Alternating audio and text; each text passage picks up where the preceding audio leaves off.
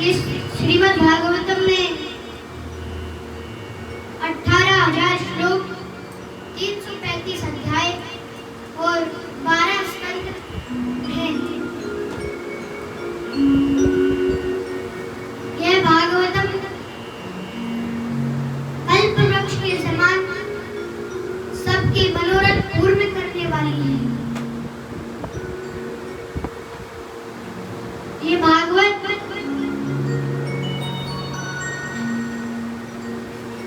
सबके लिए लाभदायक है, क्योंकि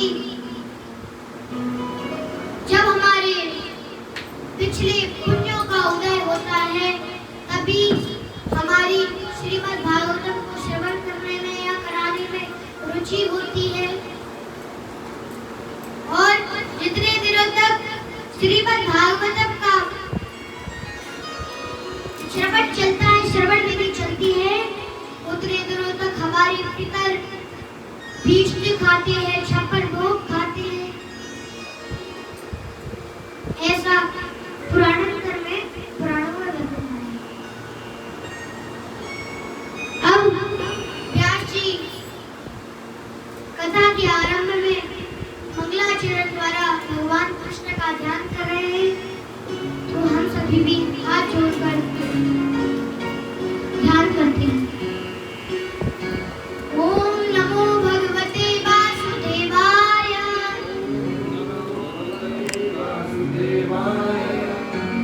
जन्माद्यस्य यतोऽन्वयादितरतश्चार्थेष्वभिज्ञस्वराट् तेने ब्रह्महृदाय आदिकवये मुह्यन्ति यत्सूरयः। तेजो वारिमृदां यथा विनिमयो यत्र त्रिसर्गो मृषा धाम्ना स्वेन सदा निरस्तकुहकं सत्यं परं धीमहि। जन्माद्यस्य यतोऽन्वयादितरतश्च।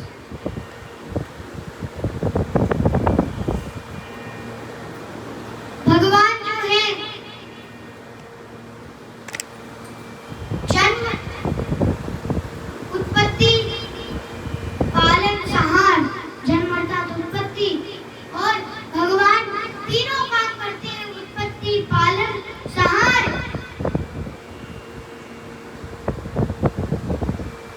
तो प्रश्न पूछते हैं कि हे सूत जी, कृपया करके ये बताइए कि जब भगवान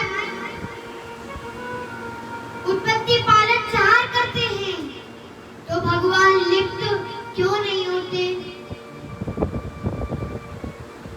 तो यहाँ वर्णन आया है कि जन्म आद्यस्य, उत्पत्ति, पालन, संहार भगवान करते हैं। जन्म आद्यस्य यतोऽन्वयादितरतश्च चार्थेष्वभिज्ञस्वराट्। भगवान उत्पत्ति, पालन, संहार करते हैं, किंतु भगवान फिर भी क्या है? स्वतंत्र है। स्वराट, स्वतंत्र है। नामं कर्माणि लिप्यन्ते नामे कर्मफले स्पृहा।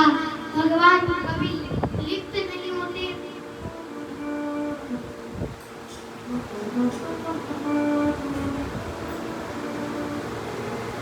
अब जन्माद्यस्य यतोऽन्वयादितरतश्च चार्थेष्वभिज्ञस्वराट् तेने ब्रह्महृदाय आदिकवये।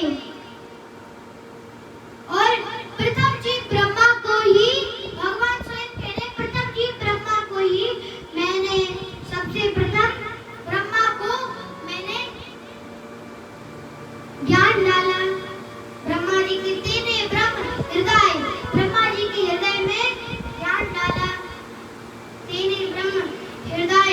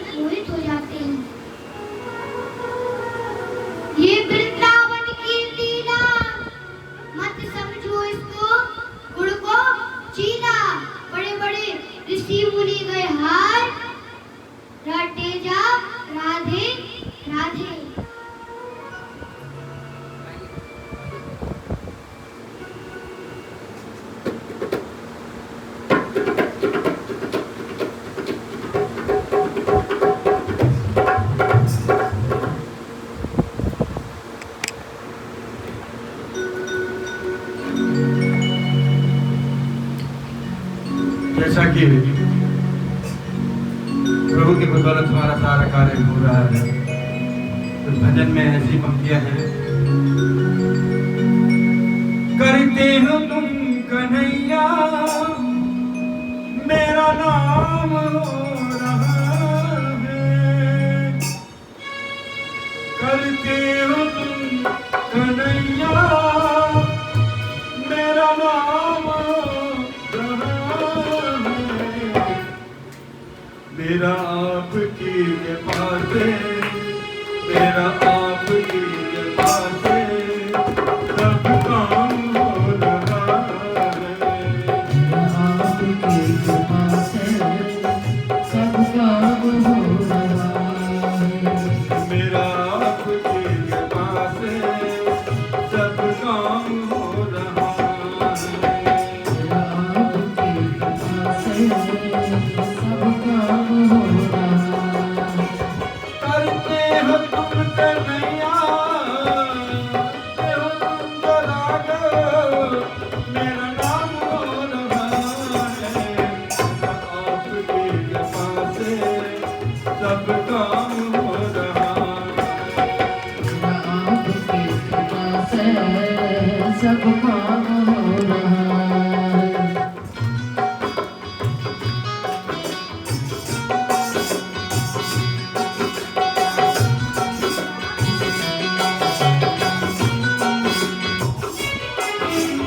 पतवार के बिना ही मेरी नाव चल रही है, पतवार के बिना ही मेरी नाव चल रही है, हैरान है जमाना मंजिल में मिल रही है, हैरान है जमाना मंजिल भी मिल रही है, करता नहीं मैं कुछ भी, करता नहीं मैं कुछ भी, सब काम हो रहा है,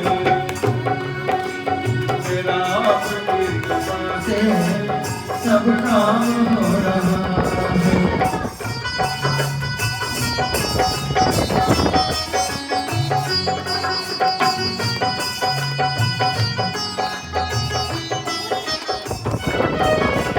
तुम साथ हो जो मेरे, किस चीज की कमी है, साथ हो जो मेरे किस चीज की कमी है, किसी और की किसी अब सरकारी नहीं है,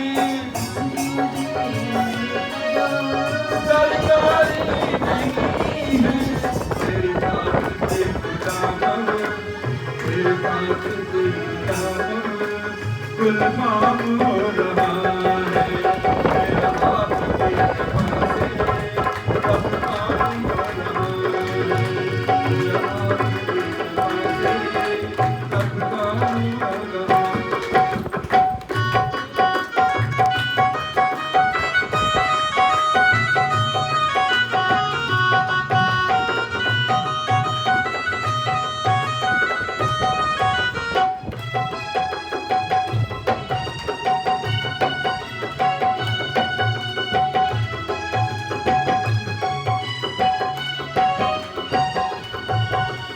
मैं तो नहीं हूँ काबिल तेरा पार कैसे पाऊँ, मैं तो नहीं हूँ काबिल हर हाल कैसे पाऊँ, मैं तो नहीं हूँ काबिल तेरा पार कैसे पाऊँ, मैं तो नहीं हूँ काबिल तेरे द्वारे से पाऊँ, टूटी हुई बाड़ी से गुणगान कैसे गाऊँ,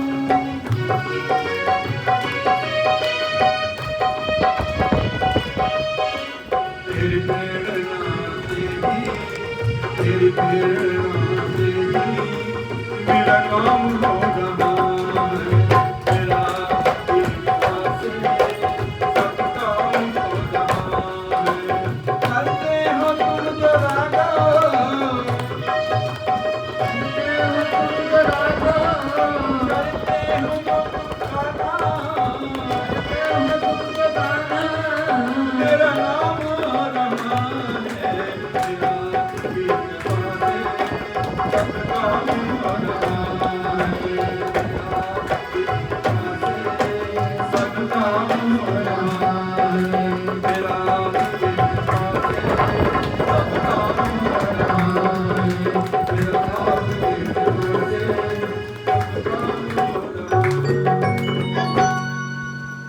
बोलो भक्तवत्सल भगवान की जय बरसाने वाली की। जय अब इस प्रकार उत्तर देते हैं और अब वर्णन आता है कि ये भागवत कैसी है। निगम कल्पतरोर गलितम फलम शुक मुखादमरित द्रुप संयुतम पिबत भागवतम रसमालया मुहुरहो रसिका भुवि भावुका। निगम कल्पतरोर गलितम फलम। निगम ये वैदिक साहित्य निगम कल्पतरु वृक्ष के समान निगम कल्पतरोर गलितम फलम ये पका हुआ फल है। गलितम फलम शुक मुखाद अमृत द्रुप सहितम ये सुखदेव गोस्वामी के मुख से निकला है। तो ये अमृत द्रुप संयुतम अमृत से भी बढ़कर हो चुका है। अमृत द्रुप संयुतम पिबत भागवतम रसमालयम जो भी इस भागवत के रस का पान करता है। पिबत भागवतम रसमालयम मुहुरहो रसिका भुवि भावुका वह इस संसार से इस भौतिक जगत से इस भव सागर से भवकूप से पार हो जाता है। दैविशेन में क्षेत्रे ऋषया सोन कालया सत्वं स्वर्गाय लोकाय सहस्र सन्मासता। नैमिषारण्य में इस प्रकार सौनक आदि ऋषियों ने प्रश्न पूछे। अब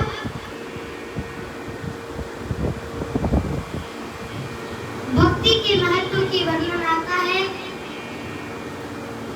कि यदि हमें भक्ति करनी है तो श्रीमद् भागवतम प्रथम स्कंद द्वितीय अध्याय 6वां श्लोक बता रहा है सबई पुच्छा परो धर्मो यतो भक्ति अधोक्षजे अहो आहित्या प्रतिहता ययात्मा सुप्रसीदति।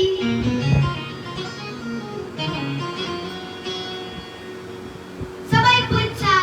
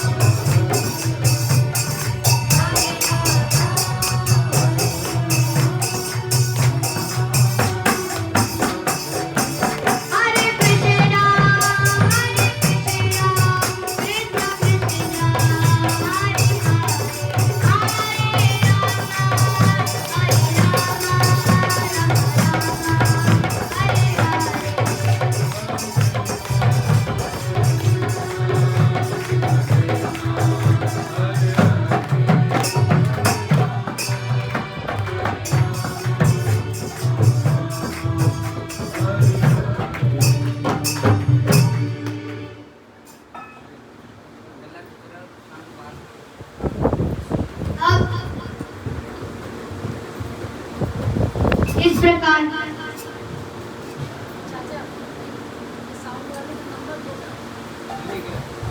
श्री नारद का प्राकट्य का वर्णन होता है कि कैसे नारद जी की कथा आती है। व्यासदेव जी ने 17 पुराण 108 उपनिषद 4 वेद 108 उपनिषद 17 पुराण 6-7 सब लिख दिए, किंतु फिर भी उनको शांति ना हुई।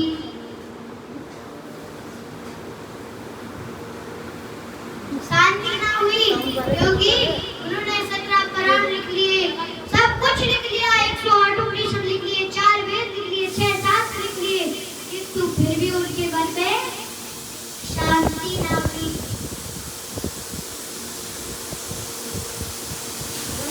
अब जब शांति नहीं हुई तो भगवान को कहाँ भक्त पराधीना, भगवान को भक्त के अधीन है, तो भगवत कृपा से नारद जी का आगमन हुआ।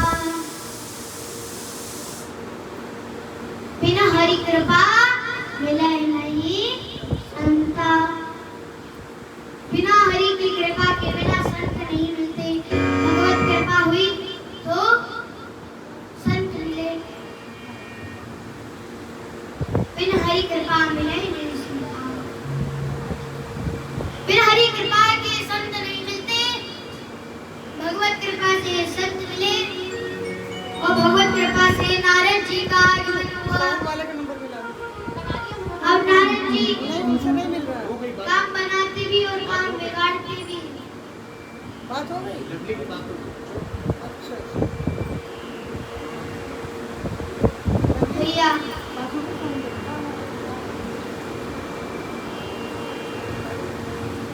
नारद जी क्या है, काम बिगाड़ते भी और काम बनाते भी। अब नारद जी पहुंचते हैं, व्यासदेव जी बड़े ही अच्छी तरीके से सत्कार और उनकी पूजा करते हैं। अहो भाग्य हमारे जो नारद जी के चरण पधारे, प्रार्थना करते हैं, भागवत की पूजा करते हैं। तो नारद जी कहते हैं, श्री नारद उवाच भवतानुदित प्रायं यशो भागवतं मलं येन वासो न तुष्येत् मन्ये तद्दर्शनमखिलम्।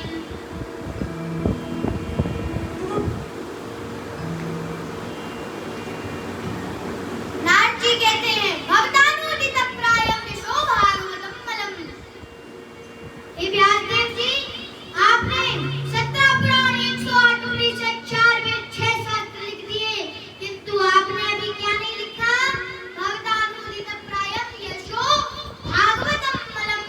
आपने अभी भागवत का अमल, जो भागवत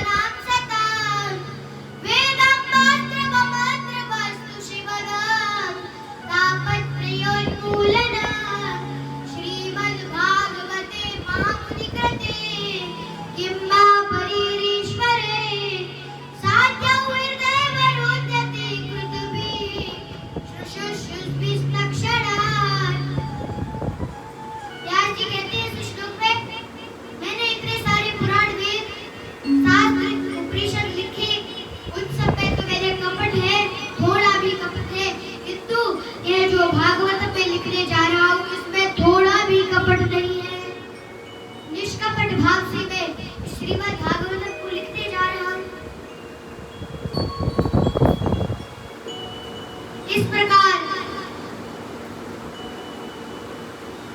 नारायण ने ब्रह्मा जी को चतुर्श्लोकी भागवतम का उपदेश दिया। वही चतुर्श्लोकी भागवतम ब्रह्मा जी ने नारद जी को दी। नारद जी ने चतुर्श्लोकी भागवतम व्यास जी को दी और व्यास देव जी ने उसी भागवतम को 18,000 श्लोकों में वर्णित कर दिया। बोलो ग्रंथराज श्रीमद् भागवतम की। श्रीमद् भागवतम का वर्णन किया। नारद जी समझाते हैं, आप तो इतने बड़े हो गए हैं, मैं तो कहा छोटा था। मेरी माता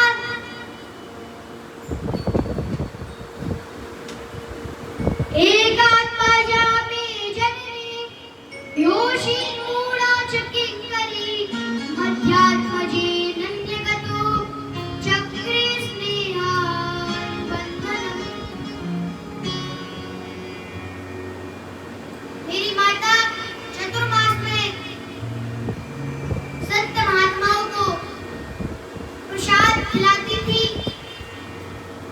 एक दिन वो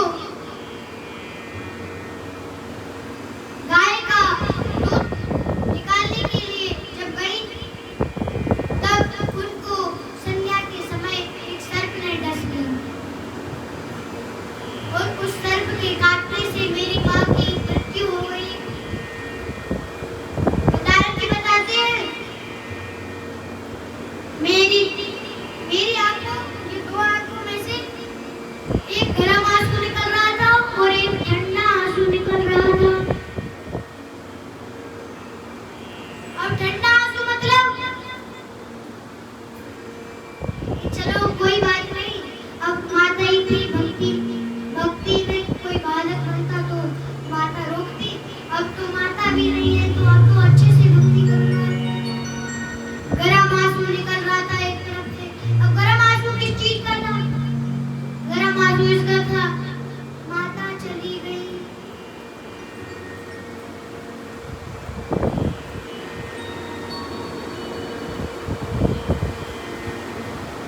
अब नारद जी कहते हैं कि मेरी माता तो संत महात्माओं को प्रसाद खिलाती थी चतुर्मास में, और मैं उन संतों के साथ जब तक कथा श्रवण करता था, जब तक मेरी माता प्रसाद बनाती थी और मैं भगवत कथा सुनी मैंने, और उसके बाद मैं उनका अंत में जूठन प्रसाद खाता था।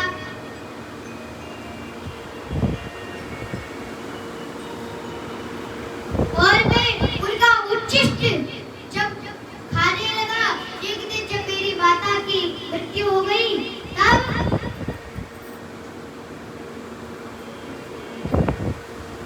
नारद जी कहते मैं तो छोटा था, मेरे को इतना तो पता नहीं था। मैंने अपनी माता को लिया और घर के साथ उनको जला दिया। मैं तो जानता नहीं था कि कैसे संस्कार करना है, मैंने घर के साथ जला दिया। और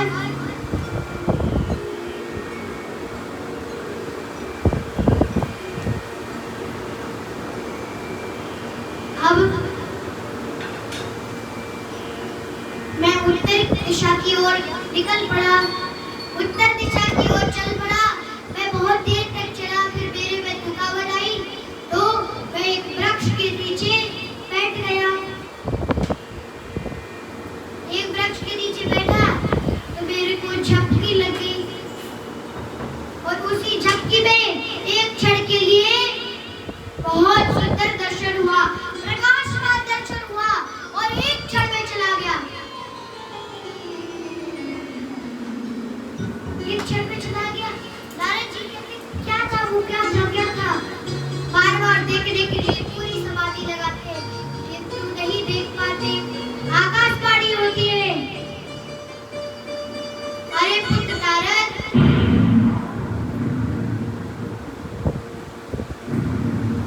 तुम्हें अब वो दर्शन नहीं होंगे, वो तो तुम्हारे लिए केवल क्षण के लिए थे। और अब जो तुमने उच्छिष्ट खाया और जो तुमने कथा सुनी, भी है उसी को भगवान की भक्ति करो। नारद जी कहते हैं मैं उसी सत्तू की कृपा से जो थोड़ा बहुत सुना था और उच्छिष्ट खाने से मेरे अंदर भगवान की वार्ता आई और फिर मैं देखो नारद जी बन गया। भगवान के बहुत बड़े भक्त हैं नारद जी।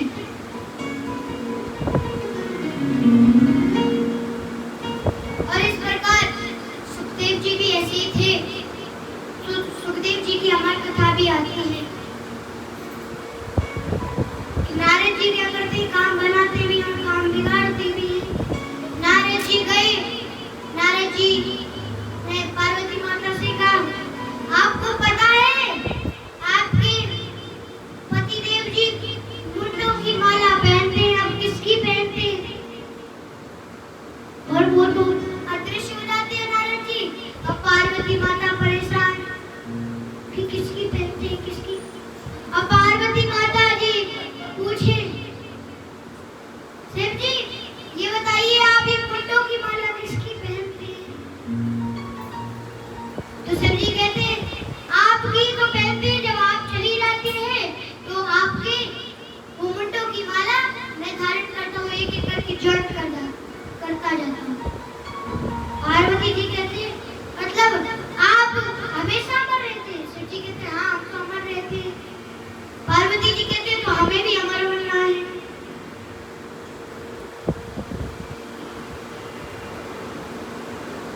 शेर की मौसी कौन है? बिल्ली। और बिल्ली जाती है ये बट इसको सब कुछ नहीं सिखाना चाहिए, ये मेरा ही कहीं शत्रु ना बनना है। तो मौसी ने सब कुछ सिखाया पर कभी चढ़ना नहीं सिखाया। दीवार पहले से चढ़ जाते हैं कहीं भी, ऐसे सिर नहीं चढ़ पाता, कहीं पेड़ पे नहीं चढ़ पाती। बिल्ली कहीं भी चढ़ जाती है कि कहीं यही मेरे को ऊपर मेरा कुछ ना कर दे। अब भैया यहाँ शिव जी पहले की युग में तो सब भगवत कथा अनुरागी थे, तो शिव जी सुना रहे थे। किंतु जैसे कल हमने एक भजन सुना था कि बेटा कितना भी लाडला हो उसको सिर पे चढ़ाना ना चाहिए, पत्नी कितनी भी प्यारी हो उसे राज बताना ना चाहिए। आजकल ये पहले तो शिव जी ने कहा ठीक है यदि तुम्हें अमर बनना है तो मैं तुम्हें अमर कथा सुनाऊंगा, पहले बाहर देख कर आओ कि कोई हमारी बातों को सुन तो नहीं रहा। अब श्री पार्वती जी बाहर जाती, पार्वती जी चतुर दृष्टि से देखती हैं, चारों तरफ देखती है, बस एक छोटा सा बिजली कंडा था वो पड़ा हुआ था। तो पार्वती माता सोचती है क्या करेगा ये, और वापस आकर शिव जी से कहती कोई नहीं है। शिव जी कहते हैं ठीक है मैं अमर कथा सुना रहा हूँ, अब आप ध्यान से सुना और हुंकार भरते रहना।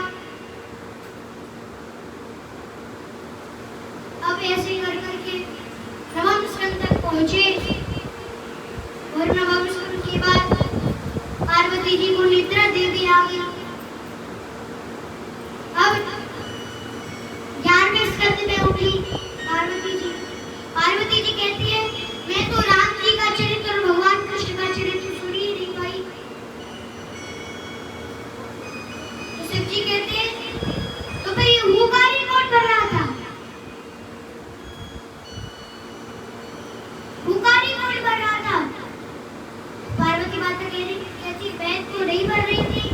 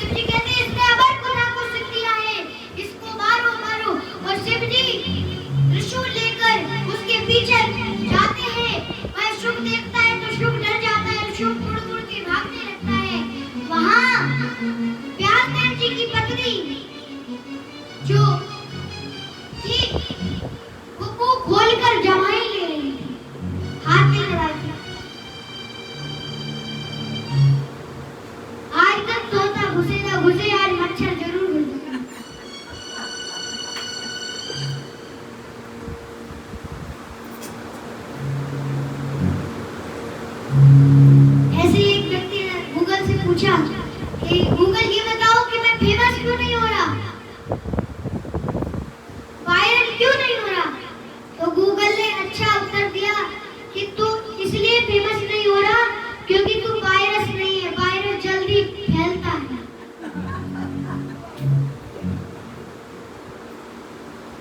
भैया शिव जी दौड़ते हैं पीछे और वो सुख उनके मुख में जाकर चला जाता है, मुख में चला जाता है। अब व्यासदेव की पत्नी कहती है, हे शिव जी, अब तो उसने अमर कथा को श्रवण कर लिया, अब तो वही अमर हो गया। अगर आप उसको मारेंगे तो वो तो मरेगा नहीं, मैं भी और मर जाऊंगी, तो छोड़ दीजिए आप। शिव जी छोड़ देते हैं। शिव जी कहते हैं पार्वती जी से, आपने देखा था? तो पार्वती जी कहती है, देखा तो था पर एक विगलित अंडा था, मेरे को लगा क्या होगा, ये तो विगलित है।